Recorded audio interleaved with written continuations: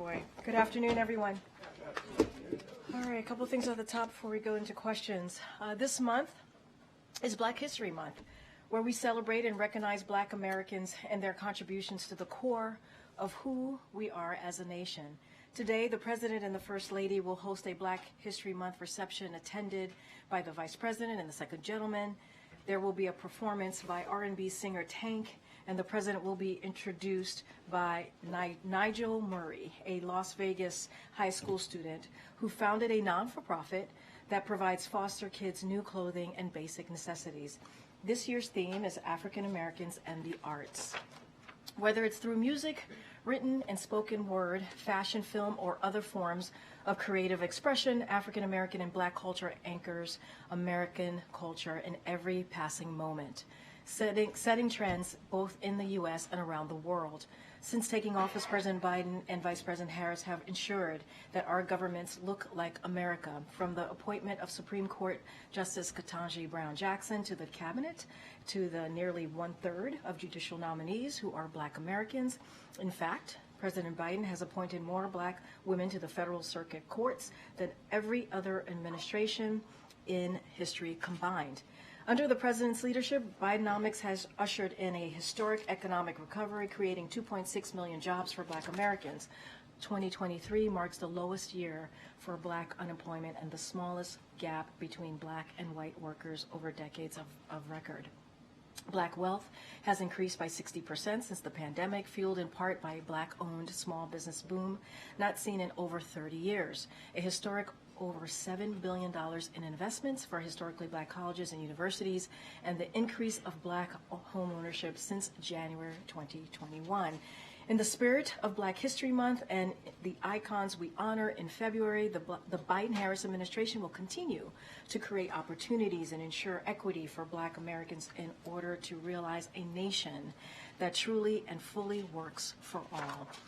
As you all heard from the President just moments ago, there are important issues our country is facing today. Our immigration system has been broken for decades, and it's long past time we fix it. That is why the President instructed his team to negotiate in good faith with a bipartisan group of senators to seriously address the immigration system. The bipartisan agreement we have come to is the toughest and fairest reforms to our immigration system in decades. You heard the President. He described what it is, what's in the bill.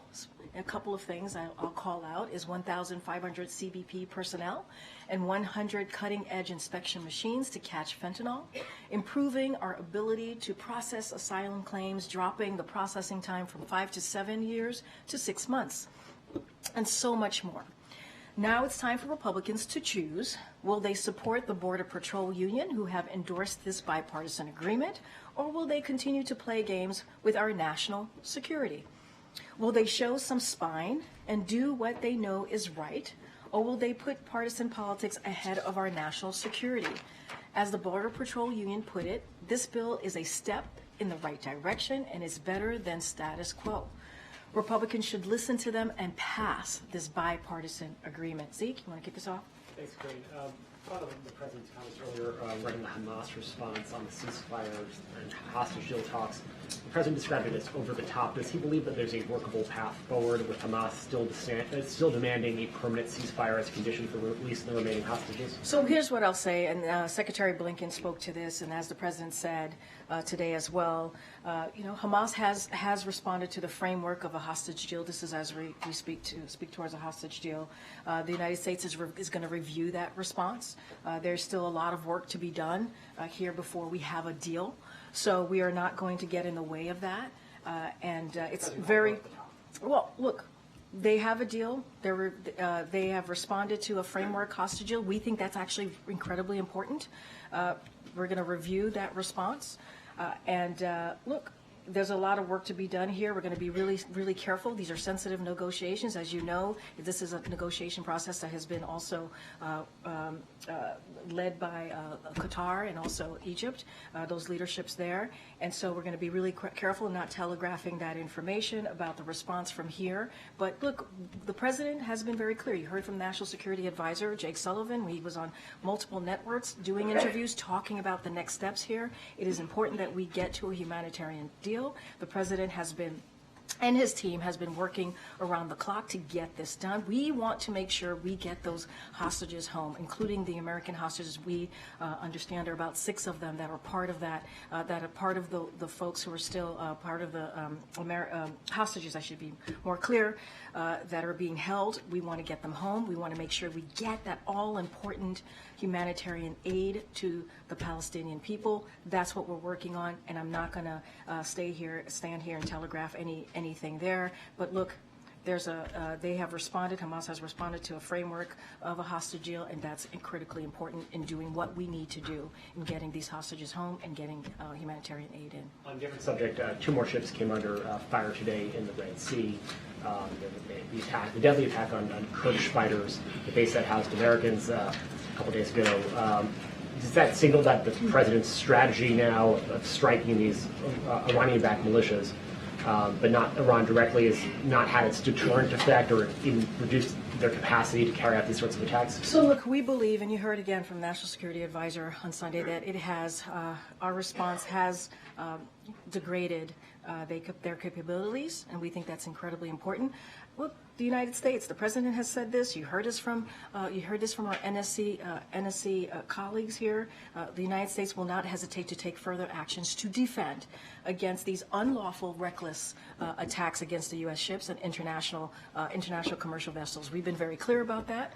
We will act, and as you know, we have formed a coalition with other, obviously, with other countries to make sure that we respond. We respond to this. And then on the supplemental, the president in his remarks laid the blame for this seems to be pathway to failure of this legislation at the feet of Donald Trump, the former president. He's the current occupant of the Oval Office. Doesn't he bear some responsibility? He didn't engage with House Republicans. He negotiated with the Senate, but not the House, the other branch of the legislative branch. Where is he taking responsibility here? The president has taken this issue incredibly seriously from day one. You heard us say this over and over again. You heard this from the president. On the first day of his administration, he said, I'm going to put forward a legislation, a comprehensive immigration legislation that was introduced more than 3 years ago. More than 3 years ago, and they have failed to act. And just a couple of quotes here, and you've heard me say these quotes, and I'll say them again. This is from Speaker Johnson in October 2023, not too long ago, just a couple months ago. He said, "We must come together and address the broken border." In November 2023, I think we can get a bipartisan agreement on border security. That's what he said, the Speaker of the House. In December of 2023, statutory reforms designed to restore operational control at our southern border must be enacted. He himself has said we need a bipartisan agreement. We can get there. This is Speaker Johnson. So what changed? And that's a question for the Speaker. What has changed that now there's actually a bipartisan agreement coming? We saw the text that was released. It's coming out of the Senate that they have worked on for 2 months. 2 months now. And he has an opportunity. It has been called the fairest and the toughest agreement, border deal that we have seen in decades. The Border Patrol Union said that we should move forward. It's better than status quo. And so what has changed? This is something for the Speaker Johnson to speak to. The president has said he wants to get work done. And they keep getting in the way. House Republicans keep getting in the way. And that's where we are today. So what's the president's plan once this bill goes down? Look, here's the thing. Well, it is a bipartisan agreement that is the fairest, the toughest agreement that we are going to see we have seen in decades. The text is out there. The text is out there. Border Patrol Union supports it. U.S. Chamber of Commerce supports it. Republican governor and Democratic governors have put a letter together, an op-ed supporting this bill. It could not be stronger or more fairer. And this has taken 2 months. 2 months. And I just don't understand, again, why Republicans are getting in the way of this. They should not. They should not. And so, look, the president, again, by the direction of President, sent his team to work with the Senate. He's taken this very seriously. He put forth a border security supplemental. Obviously, that's part of the national security supplemental. We have a deal. There is a deal there, a deal that is supported by Border Patrol Union. That says a lot. So why can't they move forward on it? Go ahead, Risha. Thanks, Karine. So to follow up on that, this deal looks like it's going to fail. So without getting into specifics, is there a plan B? I'm not going to get into, again, as you just said, get into specifics of a plan B. There is a border that exists right now in front of congressional members, in front of senators, and in front of House members. Right there, a bipartisan agreement that has been endorsed by the Border Patrol Union, the U.S. Chamber of Commerce. It has been worked on for 2 months, and the president laid out in a very comprehensive way what's in that deal. You know, Speaker Johnson has said just the last 3 months before we headed into 2024 how important it was to get a bipartisan deal. We've heard from Senator Tillis. You don't normally make this country less safer for political points. This is coming from one of their colleagues, Senator Cornyn. It makes no sense to me for us to do nothing when we might be able to make things better and stem the flow of humanity across the border for the next year. This is what Republicans have been saying. So, you know, it is up to them to answer this question. President Biden pointed out that Trump spent the last 24 hours reaching out to Republicans, pressuring them not to support the agreement. So what has the president done to personally engage with lawmakers, or what does he plan to do? So as you know, early January, we had key lawmakers here at the White House from both sides of the aisle. It was obviously a meeting on Ukraine and the importance of moving Ukraine funding to make sure that the brave people of Ukraine were able to continue to fight against Putin's aggression. And he had that conversation. Some of that, obviously, some of the folks there were from the National Security Council team and other parts of his international security team as well. So look, or the national community. So during that time, it came up. Border security came up. The president laid out how important it is to get something done, how this immigration system has been broken for decades. And so he brought it up then. We've had White House officials, including the president, have been in contact with members of Congress. We don't read out, obviously, every conversation that the president has. He has long-time relationship, decades of relationship with some of those members on the Hill. So we've been engaged. We have been engaged. When the president directs his team to go up to Congress and to really work through this negotiation process with both Republican and Democrats, that is the president acting, the president taking this very seriously. And then finally, the president said on Thursday that he would stand here and answer all the questions that we want about this issue. So can you confirm that there is a press conference on Thursday? What I will say is stay tuned, and I'll say stay tuned. I'll leave it there for now.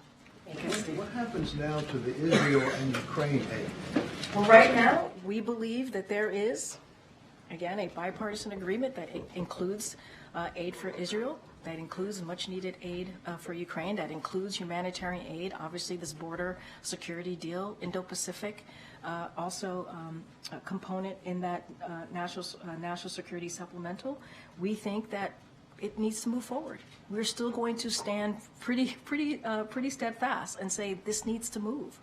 This needs to move. There is a bipartisan deal on right there in front of them, and they need to move it forward. So do you separate it out, or just hold it? I'm not going to get into hypotheticals. What we're saying right now is there's a bipartisan agreement. There's a deal right now in front of them, in front of congressional members in the House and in the Senate. And lastly, the New Hampshire Attorney General identified 2 Texas-based companies of being behind the fake robocall that circulated in New Hampshire. Did they give you a heads up? Do you have any reaction to that? So I don't have any reaction to that. I would refer you to the campaign, since that was related to obviously the New Hampshire primaries. I would refer you to the campaign on that specific question. Go ahead.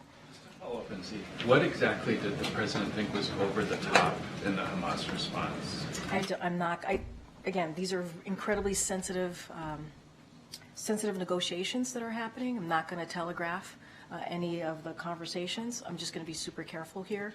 This is incredibly important that we get this done. Obviously, I'm just not going to go into it any further. Because the Secretary of State called the deal, or the proposal from Hamas, serious, so it seems like there's a little bit of a disconnect. I'm just not going to go into it any further. I laid out that obviously Hamas has responded to the deal. It's important that we get this done. It's important we get hostages home to their family, and it's important that we get this critical humanitarian aid into Gaza. Okay. And on October 4th, President Biden said he thought that there was another means by which we may be able to find funding for Ukraine that would bypass Congress. You guys weren't able to talk about what he meant back then, but now that this deal has collapsed, what is that alternative means? Is there work behind the scenes? I mean, I think they still have to vote on this, right? I think tomorrow. Biden said that the deal wasn't moving forward, so it seems like he's moved past that. Well, look, I think we're still going to be steadfast and continue to push forward and ask and say to Congress, it's time to act. That doesn't stop us from doing that. That doesn't stop us from laying out what's in the deal and how critical and important it is. It doesn't stop us from saying, hey, you got to stop playing political games. This is something that majority of Americans want to see. Making sure that we get on top of dealing with what is happening at the border, making sure that we fix a broken immigration system, doesn't mean that we stop talking about it. Doesn't mean we stop pushing. The votes haven't happened yet, so we're going to keep calling this out and saying, hey, it's time to act. It is time to act. This is an agreement that took 2 months, that had both Republicans and Democrats at the table negotiating this. This is important. This is about securing the border.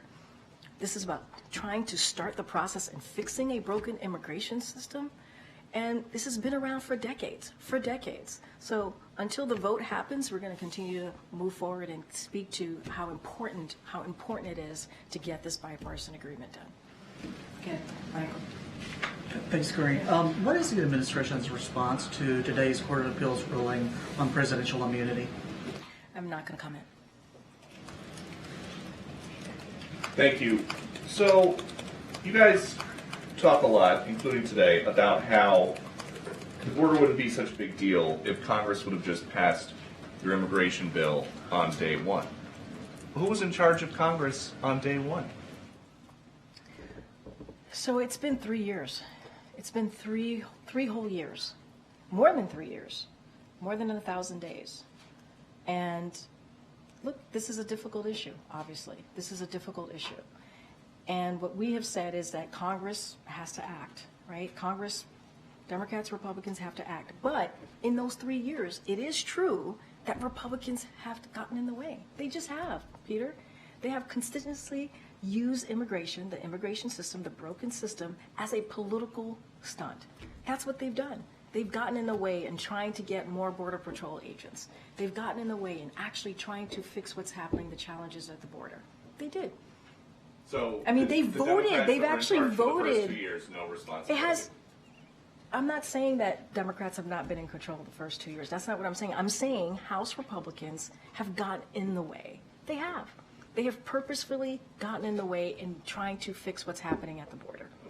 And how is President Biden ever going to convince the 3/4 of voters who are worried about his physical and mental health that he is okay, even though in Las Vegas he told a story about recently talking to a French president who died in 1996? I'm not even going to go down that rabbit hole with you, What? sir. What is We're the going to rabbit go. hole? Go ahead. He said go he ahead. talked to Mitterrand. Go ahead. in- You saw the president in Vegas, in California. You've seen the president in South Carolina. You saw him in Michigan. I'll just leave it there. Go ahead. Go ahead. Thanks, Karine. On the border deal, McConnell just said we had no chance to make a lot here. So the president earlier was just outlining how urgent the stakes are, especially with Ukraine, saying they're in dire straits. So assuming the president must be very eager to get something to Ukraine if this fails, as all indications show, what might that pathway look like? Say that. What pathway? It looks like this is going nowhere. The president was laying out the stakes here for Ukraine. So assuming this doesn't go anywhere, as all indications show, what's the president's plan for Ukraine? The president's plan for Ukraine is to telling Congress they have to act. We need Congress to act in order to help the Ukrainians who have been fighting bravely against Putin's aggression. He laid that out. He laid out what we've been seeing from Putin the last couple of months, how much more aggressive that he's gotten. And so these are critical needed military aid that Ukraine needs to help them continuing their fight on the ground. And, you know, it is important. It is important to get this done. But not just that. We have to remember the president put forward a coalition of more than 50 countries to help Ukraine. He gathered and made sure and brought together our partners and our allies to help Ukraine. We have to make sure that United States continue to stand with this coalition. And so we're going to continue to tell Congress they have to act. I'm not going to get into hypotheticals. I'm not going to get into Plan B. What I'm going to talk about is there's an agreement in front of Congress right now, a bipartisan agreement that is the most fair, which is incredibly fair, which is also very tough, something that we haven't seen, a bipartisan agreement we haven't seen in decades, and we got to get this done. Senator Chris Murphy had some strong thoughts. He said, what the hell just happened? I can't believe this is happening. Does the president feel the same way? How is he processing what's going You down? heard from the president. He spoke to this very sternly and laid out what he thought he saw was going on. I don't think he could have been any more clear. He called out the politics around this, the political stunts around this. He even said, I said it at the top, Republicans need to have a spine here. You need to have a spine. This is not about their politics over there. This is about the American people. Majority of Americans want to see Congress work for them on this issue, on the border, on this broken immigration system. So.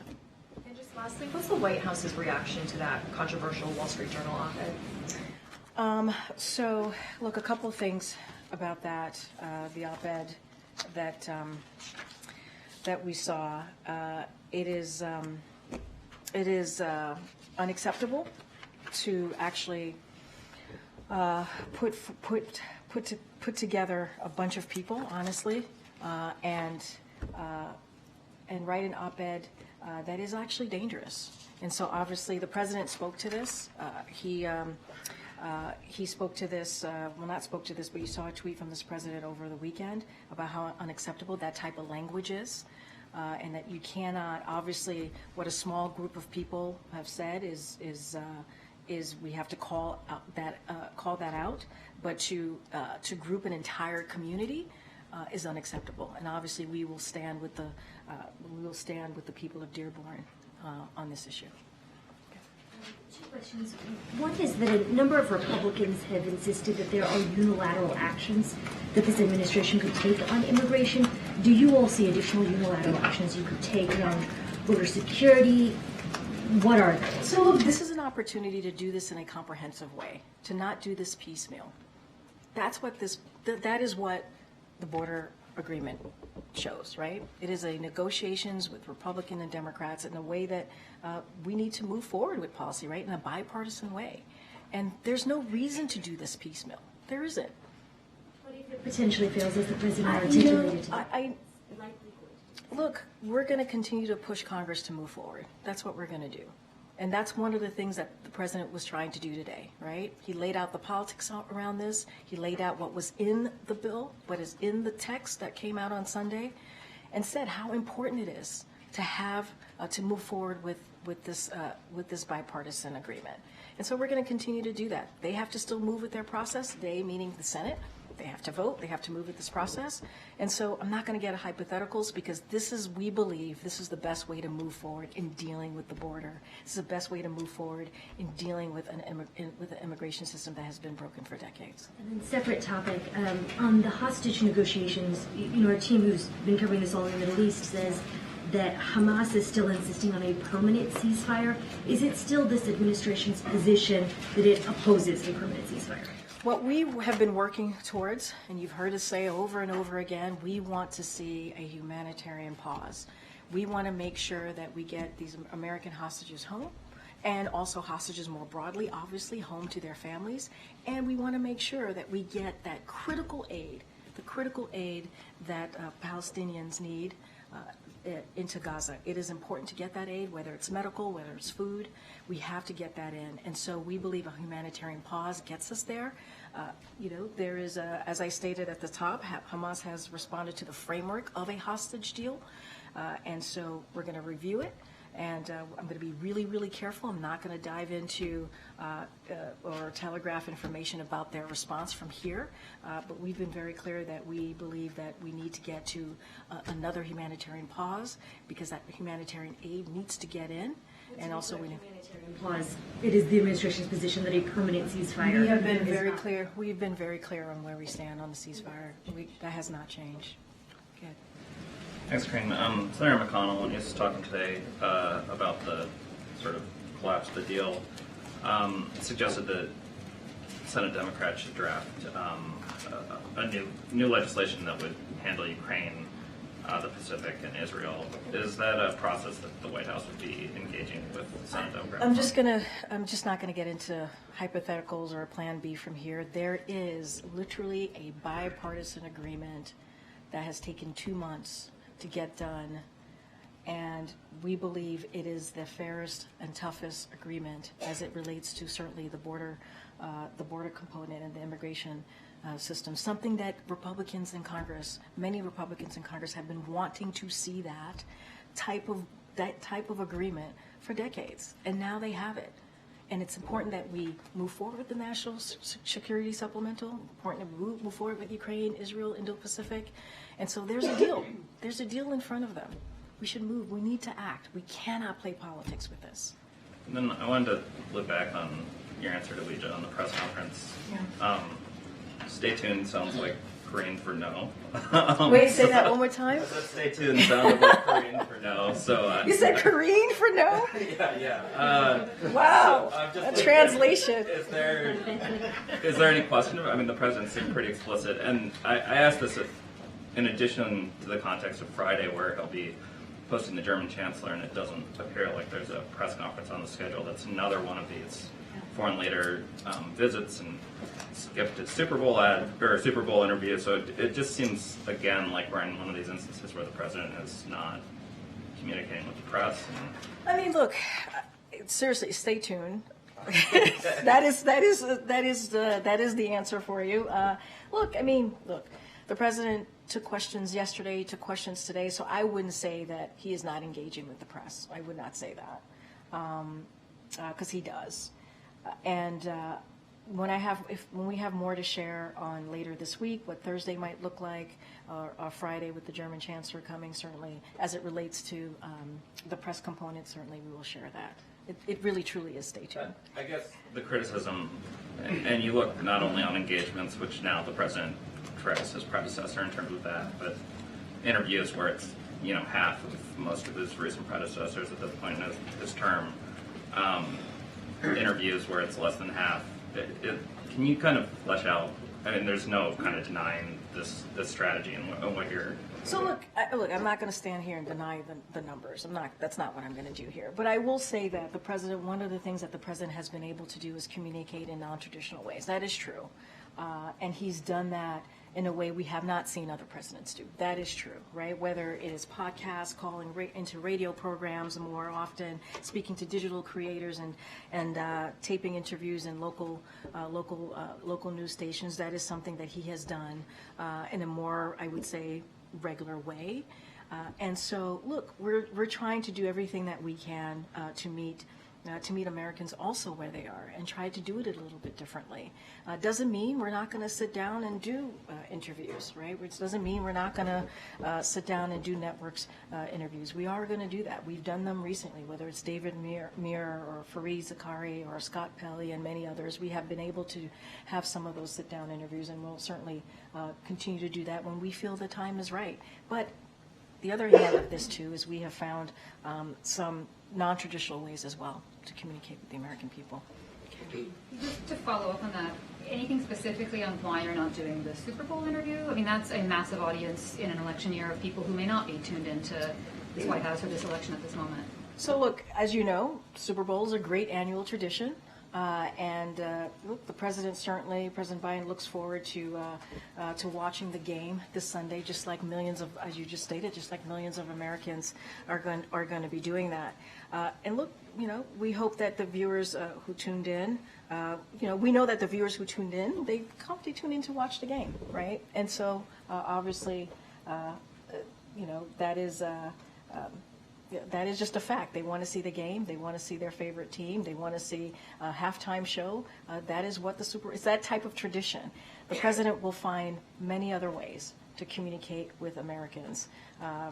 the millions of Americans out there, and we will find those ways to do it where we think the time is right.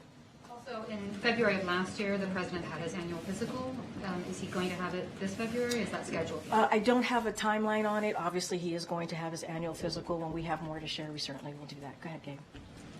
Karine, to ask it more bluntly and also more broadly, can the president do business with Speaker Johnson? Well, that's a question for Speaker Johnson. And I say, and no. Let me finish my question. The reason why I say that, or let me finish my answer. The reason why I say that is because the president directed his team to work with Senate to come forward with a budget agreement. They worked really hard on it the last couple of months.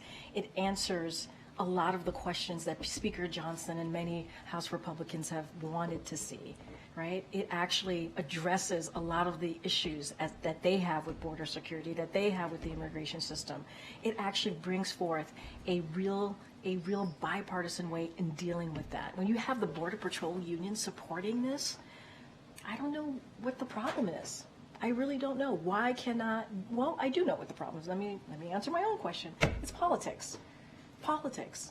And they're putting politics ahead of getting things done for the American people. It really is a question for Speaker Johnson. And I know the Speaker was here a couple of weeks ago, but why not invite him here over the next couple of days to hash this out? Does the president believe that wouldn't be fruitful? I mean, hatch out what?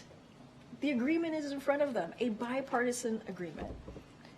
You know, again, Border Patrol, U.S. Chamber of Commerce. It has Republicans from the Senate who worked really hard on this, as well as Democrats.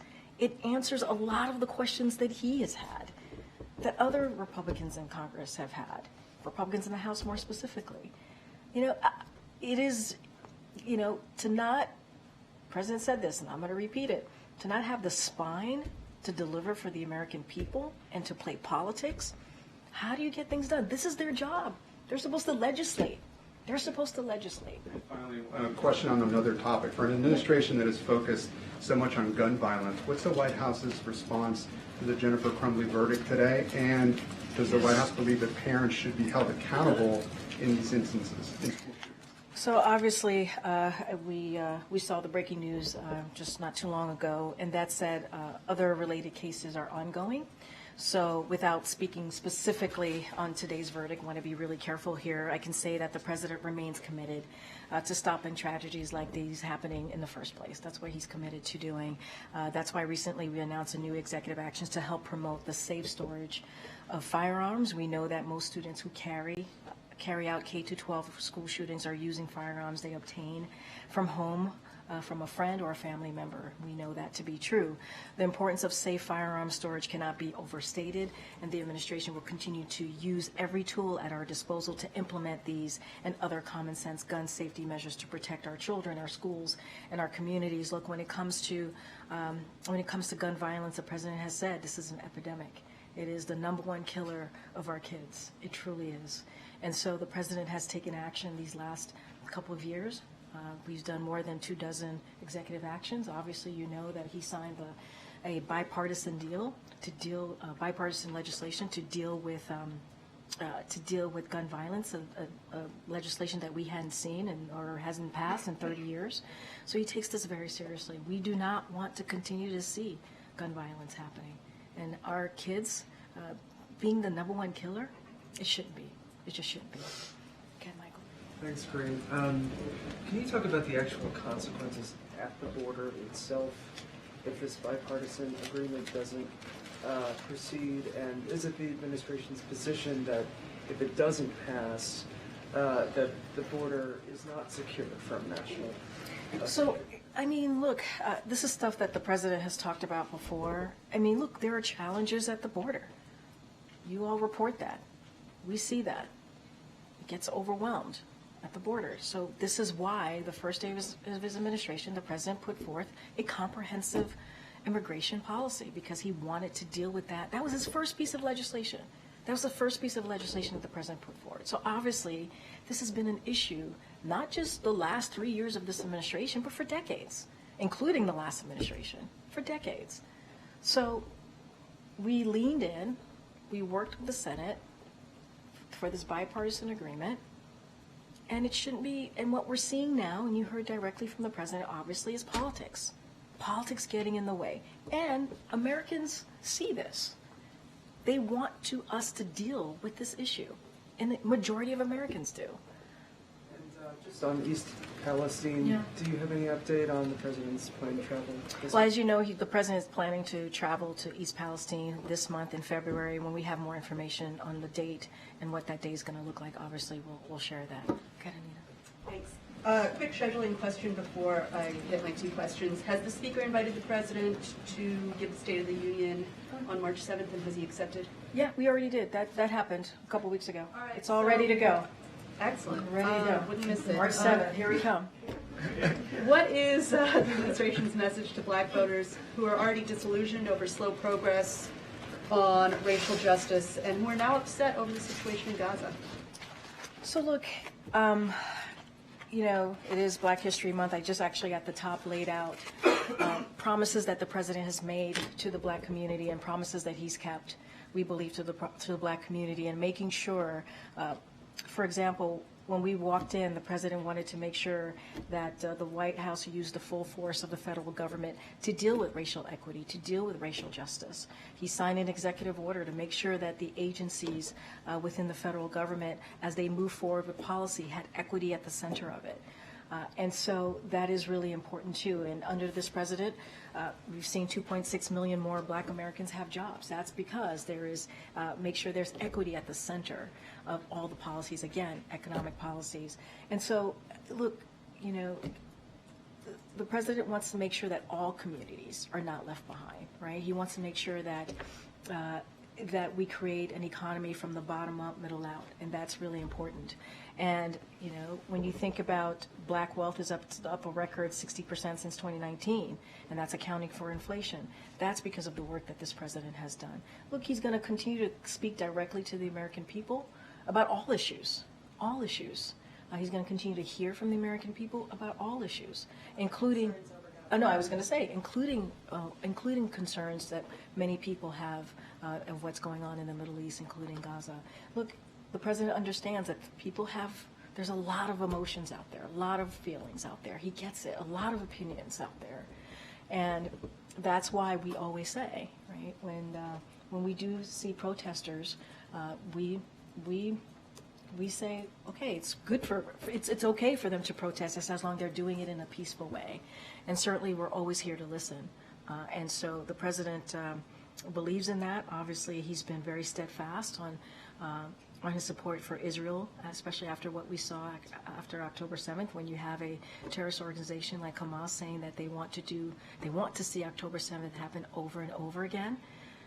You know, he believes that they have the right to defend themselves. At the same time, we also need to make sure that you know, we have those conversations with Israel on protecting innocent lives in the Palestinian lives in Gaza, and many people who are very much innocent, right? They are innocent.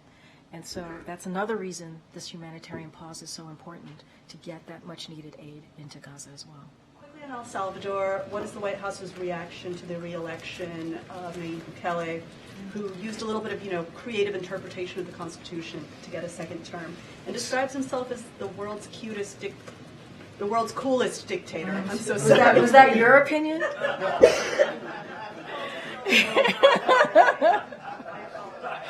No, it's okay. I don't mind. I'm sorry. Yeah. So, what is the administration's reaction to the re-election of a guy who calls himself the world's coolest dictator? So, look, we respect obviously the Salvadoran people. This was their decision to make, obviously, and so we look forward to working with the president-elect on various issues of mutual interest. I don't have anything else to add. I can't speak if he's the coolest or the cutest. I don't know. Nadia. Thank you. Just to follow up on Anita's question, the question for many voters, minority voters like Arab Americans and African Americans, it's not about protests and emotions and opinion. It's more of the justice and equality and human rights that this administration held very high when it came. So how do you address this disparity between what the president's message has been and these people who actually disagree fundamentally with the White House. And we understand. We understand that people are going to fundamentally disagree, not on just this issue, many issues. That's what a democracy is all about, right? For people to disagree and agree. That's how it works. What I'm saying is that the president's commitment continues, right? It stands. He's been very steadfast about that. What I'm saying is that, and what I was trying to say is that, yeah, people are going to have difference of opinion. We get that. And what I'm saying is that we value that. We value the fact that people are going to have difference of opinions. And the reason why I brought protests, because that's what we've been seeing, right? We've been seeing that's how people have been expressing themselves. And just as long as it's peaceful, obviously people have the right to express themselves. The president's going to continue to speak directly to the American people, as he has, to talk about the importance of the different decisions of policy decisions that he's making, just like today. He laid out why it's important, he believes, right, to make sure that Ukraine has the funding that they need. He laid out it's important why Israel has the funding that they need. It's important to also make sure that we have those humanitarian aid. It's important to have that border security and try to start fixing the immigration system. So, look, I can't speak to everybody's, I can't speak to every group or everybody's, they're disapproving of how we're moving forward with an issue, right? But what we're saying is we understand what people are going through. We understand that this is a difficult time. We get that. And that's what I'm speaking to. One more question on Gaza. Did the White House receive an ironclad evidence that actually the UNRWA staff member, 12 of them, were involved in the October 7 attack? Because 4 news organizations, including Financial Times, Channel 4, and Sky News, found no evidence to support the Israeli claim. They said actually what they provided was just cell phone messages and cards that been found after Israel went to this. Yes. Well, so where are you in the process of reviewing that? And second, considering the disaster humanitarian situation in Gaza, what's the alternative if you're waiting for the results to come out or the review to come out? The alternative of that's the White House suspended. So, look, a couple of things there. As you know, there's an investigation happening, so we're going to let that investigation move forward. And look, funding for Palestinian civilians is a team effort. And so, for example, while we continue to provide funding to organizations like WFP, other countries may continue to fund UNRWA, which is their own sovereign decision. That is their right. As we've said before, it is important for UNRWA to complete its internal review, as I just stated, before the U.S. will provide any additional funding. We got to get to the bottom of this. To your point, we got to get to the bottom of this. But there's no denying that UNRWA does critical life-saving work here, and we get that and we understand that. So we're going to, as I said, it is getting that critical need to Palestinian civilians is a team effort, and there are obviously other avenues that we have used, but they have to have this investigation. We got to get to the bottom of this. Okay. Thanks, Karine. A clarity question on the border and then another topic if I can. Mitch McConnell did just say, we have no real chance here to make a law. Does the White House still think that there is a chance that this border bill gets passed? It is deeply disappointing if that is indeed the case. Obviously, Mitch McConnell is part of leadership there, and so obviously what he says has weight. But it is disappointing to hear, right? As the president stated, there's no reason why politics should get in the middle of this.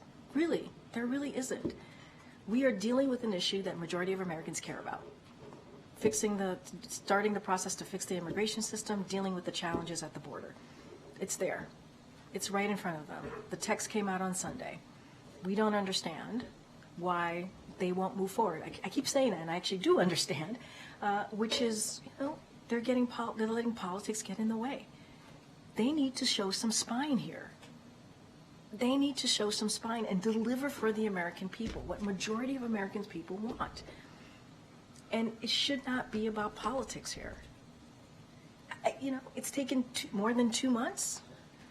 where folks were working, people in the Senate were working around the clock to get this done through the holidays, to get this negotiation done, and they did it in a bipartisan way.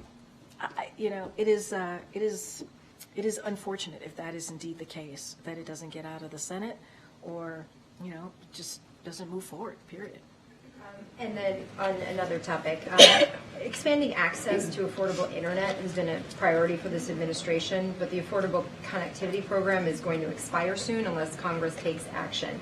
We've been talking a lot about how difficult it's been for Congress to move forward on things. Is there any sense that the administration thinks that that program will be extended? And if it isn't, does the administration have other ways to keep that program going without congressional action? So, Karen, it's a great question. I would have to talk to our Office of Ledger Affairs to get a better sense of where they are with this and what their read is.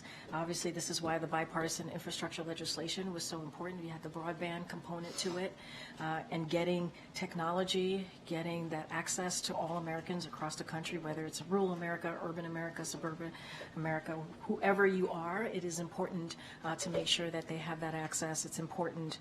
It is so important. That's why the president wanted to make sure that it was included in the bipartisan infrastructure legislation. But look, and as I'm reading out, bipartisan, that was done in a bipartisan way, right? The infrastructure legislation.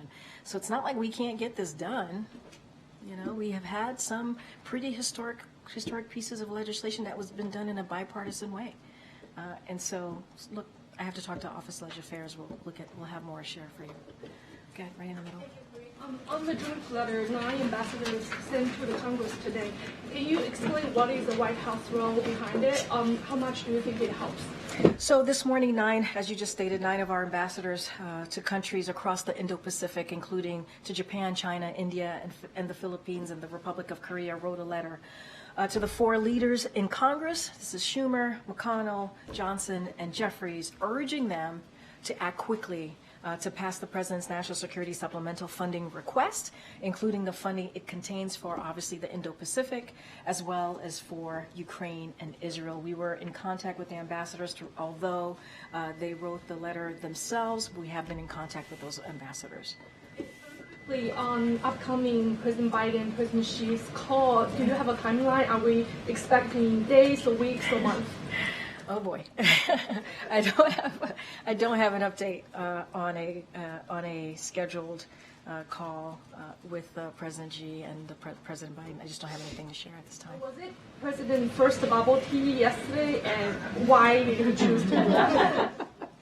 Well, I want to be careful. That was technically a campaign event, so I certainly will leave it to the campaign to answer that question more specifically.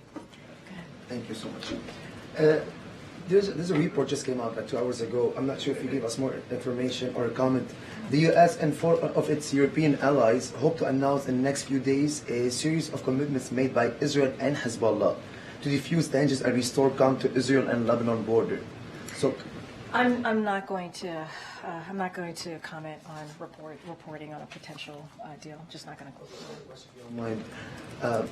So we've been hearing a lot that this administration might claim officially Palestine as a state. This is something that we've been hearing a lot as sources from the White House or from the State Department. How serious is this administration considering that? The two-state solution? Yes. We've been very serious. The president's talked about this multiple times. That's what he wants to see, a two-state solution. We were talking about directly to claim Palestine as a state. So Israel is a state already, but the administration is going to go and claim it after the war as a state, and act with it as a state. I mean, my answer is the same. The president has been very clear. He wants to see a two-state solution. He's been clear about that for many, many years, and he'll continue to do so. Okay. Thanks, Karine. I want to ask you about layoffs. So UPS is cutting 12,000 jobs. Wayfair is cutting 13% of their workforce. Macy's, Amazon, Google, Citibank, Blackstone, they're all announced layoffs. The president talks about how he's added back all the jobs lost in the pandemic and created 5.4 million jobs. What's the level of concern that 2024 will be that wave of layoffs that we're going to start to see? So look, I'm certainly not going to speak to every company that you just named, but if you look at, and you just stated, if you look at under this Obviously, he takes that very seriously, any layoff, right? He understands what that means to a family and how that could affect a family.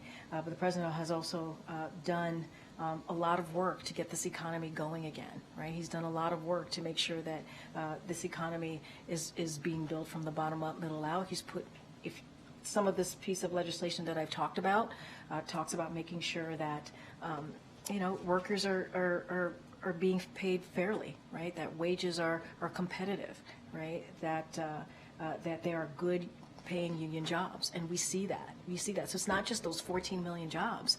Many of those jobs are good paying jobs, right? That meet the moment that the Americans need. And let's not forget, when the president walked into this administration, the economy was in tailspin. He had to turn that around. So obviously, we're always concerned hearing about layoffs, but at the same time, we are trying to build an economy that works for all and leaves no one behind. And you see that whether it's in the Chips and Science Act, whether it's the bipartisan infrastructure legislation, make sure that those jobs are good-paying jobs, good union jobs, and many of them you don't need a college education, so that's really important as well. The New York Federal Reserve just released a report today saying that Americans have $1.13 trillion in credit card debt, which is now another record. Is there an affordability crisis? So, look, what we have been seeing, as you know from the data has been very clear here, that wages are going up, consumers are spending a lot more, and it's important. Wages are meeting inflation, that's important, and obviously inflation has gone down. And I think that's important as well. You got to look at the holistic components of the data, and I think that tells you a story of where we are as an economy. Okay, Phil? Yesterday, the White House Office of Management and Budget said that the president would veto a standalone Israel aid package coming out of the House. Is that still the case? Yeah, that's still the case. I mean, this particular you're talking about what the House put forth. Look, and you heard, I tweeted about this as the SAP came out as you just stated. Look, the president put forward, and I said this before, a national security supplemental. And the reason why the president puts forth a national security supplemental is because, like every other president, it is an emergency request. It is an important request on behalf of Americans and our national security. And that included the support of Israel, Ukraine, and our partners in the Indo-Pacific, as I was just talking about, as well as a robust humanitarian assistance as well. They are all important so that we can continue to move forward in these elements in a way that is important to our national security. And instead of working in good faith to address the most pressing national security challenges, the Israel-only supplemental is another cynical. It truly is a cynical political maneuver. That's how we see it. There's a way to deal with this in a comprehensive way, right? That's what this national security supplemental, not to do it in a piecemeal. That's not how we want to do this. We want to do this in a comprehensive way. And it does not help this bill, this bill that has been introduced. It doesn't help the people of Ukraine that really need it. It doesn't offer humanitarian assistance to people who need it. It's not including Palestinian civilians who have nothing to do with Hamas, and makes a political game of Israel's security. That's what we're seeing. So we don't want to see politics here. We want to do this in a way that meets our needs at this moment, our national security needs. And then a second question. The president said last month that there was a crisis at the border. I know the White House is calling on members of Congress to, I think in your words, put policy above politics.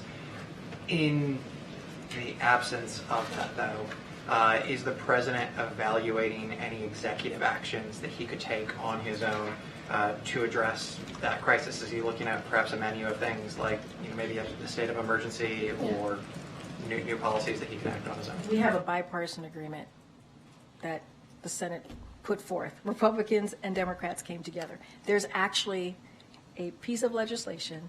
Text came out on Sunday. Folks have been working on that for 2 months, and it is the toughest and the fairest piece of legislation that we've seen in decades. There is something out there, right there in Congress, for them to answer those questions that you just asked me. It is unfortunate that politics is getting in the way. The Border Patrol Union, Phil, supported this legislation. U.S. Chamber of Commerce. I It supports this I hear legislation. all of that, absolutely. Yeah. And that has all been well reported. But in terms of, like, generally the consensus is that this thing is either imploded or it's dead on arrival. And we can wait until there's an actual vote.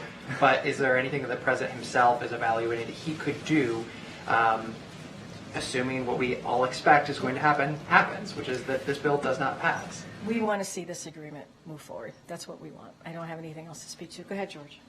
It's been 2 weeks since the court gave the president a victory over Texas on border control. 2 days ago, Governor Abbott said he's going to expand Texas's control of another stretch of the border. Has Texas won the showdown? When can we expect to see any action by the president in response? So, look, I mean, I've been pretty clear about what Governor Abbott continues to do, which is play politics, which doesn't make the lives of people who live in Texas any safer. And it certainly doesn't make the lives of migrants any safer either. It's inhumane, and it's dehumanizing, and it's unfortunate that's what the governor wants to do. Obviously, this is something that the Department of Justice is a legal issue that they're handling, so I'm not going to get ahead of that. But we have seen how the governor has treated the immigration issue. We've seen how he's treated the border issue. And instead of talking to, maybe he should talk to his congressional colleagues in the state and tell them, you know, hey, do your job, act. Let's really figure this out in a legislative way that can become law. Then maybe that's what he should be doing. But I don't have anything else to say. Let's see. Thank you. I've got a Russia-Ukraine question and then a border question. Tucker Carlson is in Moscow and just confirmed that he's going to be interviewing Russian President Vladimir Putin. He argues that Americans have a right to know all they can about a war they're implicated in. Carlson contended in his preview video that the Biden administration has opposed and even attempted to hinder his attempts to interview Putin. Wait, say that last part again? He said that the Biden administration has allegedly attempted to prevent him from interviewing Vladimir Putin. Do you have a comment on either the interview or that allegation? Absolutely not. For the board? Absolutely not a comment, or absolutely not that didn't happen? Absolutely not a comment, to be more clear, period. Thank you. On the border, President Biden said today that the immigration system has been broken and that he intends to drive home the message that, quote, the only reason the border is not secure is Donald Trump and his MAGA Republican friends. Secretary Mayorkas repeatedly said that the border is secure, and that's one of the reasons House Republicans are trying to impeach him. Did President Biden just confirm that Mayorkas gave Congress false information when he said that the border was secure? I actually want to go back to your question. It's a ridiculous premise and a ridiculous statement that was made about this administration. So I just want to be very yes, I just want to be very, very clear. It's just ridiculous. So going to Secretary Mayorkas for a second, to your second question, we believe what House Republicans are doing, and I've said this many times, nothing new here. It's shameless. It's baseless. There's no merit for it. And as I've been talking about this bipartisan agreement that came together with Republicans and Democrats over the last 2 months, Secretary Mayorkas was involved. He was part of that. And what they're doing is, is all politics here. Politics. And as the president said, our immigration system is broken. And he's repeatedly asked Congress for resources to take more action and secure the border. The administration, as I just mentioned, including Secretary Mayorkas, negotiated in good faith with Congress. And we believe that bipartisan legislation should be passed, should we move forward. But what House Republicans want to do is choosing to play politics instead of doing their jobs. That's what House Republicans are doing. And it's really shameful, as I just started saying, and they should focus. They should focus on what multiple, and here's the thing, multiple House Republicans have said this too, that there's no impeachable offenses committed here. That's what some of their colleagues have said. Just yesterday, Republican Congressman Ken Buck wrote an op-ed saying that weaponizing impeachment undermines both the Constitution and the seriousness that an impeachment ought to have. That is one of their colleagues said this. So we really shouldn't even be talking about this. We really shouldn't. It is a political play. It is a political ploy. And we'd encourage these House Republicans to drop these stunts that do nothing to address the serious issues and serious concerns that the American people have, including immigration systems, including the border. Though, with the president saying today that the border is not secure, and Secretary Mayorkas saying under oath to Congress that it is. Here's what I will say. Secretary Mayorkas has done everything that he can do and to deal with what's going on at the border and to deal with the broken immigration, to the point where he was part of this negotiation process that we saw the Senate go through.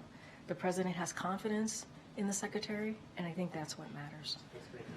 All right. Thanks, guys.